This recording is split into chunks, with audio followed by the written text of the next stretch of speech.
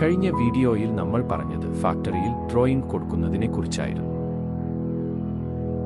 ഇന്ന് നമ്മൾ സംസാരിക്കാനിരിക്കുന്നത് ഫാക്ടറിയിലേക്ക് കൊടുക്കുന്ന ഡ്രോയിംഗും അവിടെ നടക്കുന്ന ജോലികളും കുറിച്ചാണ്.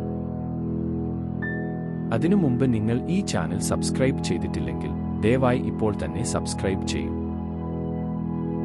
ഇത്തരം വീഡിയോകൾ നമ്മൾക്ക് മോട്ടിവേഷൻ ആവും, കൂടാതെ പലർക്കും സഹായകരം ആവും. അപ്പോ നമുക്ക് വീഡിയോ തുടങ്ങാം.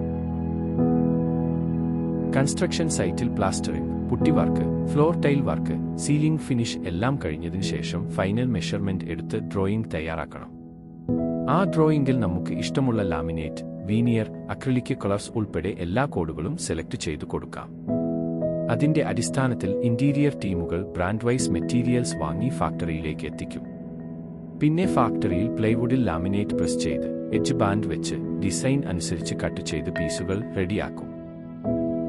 അവയെ സൈറ്റിലേക്ക് കൊണ്ടുവന്ന് കാർപ്പൻ്റർ ടീമിന്റെ സഹായത്തോടെ ഇൻസ്റ്റാൾ ചെയ്യും. ബോക്സുകൾ ഇൻസ്റ്റാൾ ചെയ്യുന്നതിന് മുമ്പ് ഫ്ലോർ ടൈൽ ഇപോക്സി വർക്ക് കഴിഞ്ഞിട്ടുണ്ടോ എന്ന് ഉറപ്പാക്കണം. അല്ലെങ്കിൽ അത് കപ്ബോർഡിന് ഡാമേജ് ഉണ്ടാക്കാൻ സാധ്യതയുണ്ട്.